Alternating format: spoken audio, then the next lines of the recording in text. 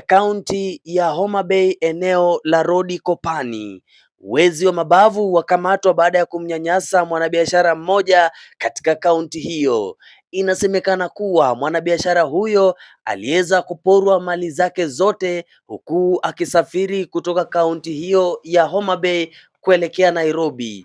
Unayaona yanatendeka katika kaunti ya Homa Bay.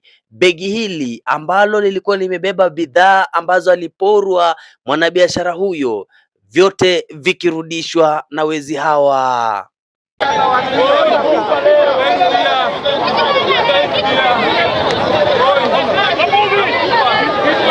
Vilio vya machungu vinasikika hewani kutoka kwa vinywa vya wezi hawa, huku wakiandamana moja kwa moja kulazimika kuelekea nyumbani kwa daktari wa kienyeji aliyewatuma nyuki hawa kwa kusudi la kuwanasa.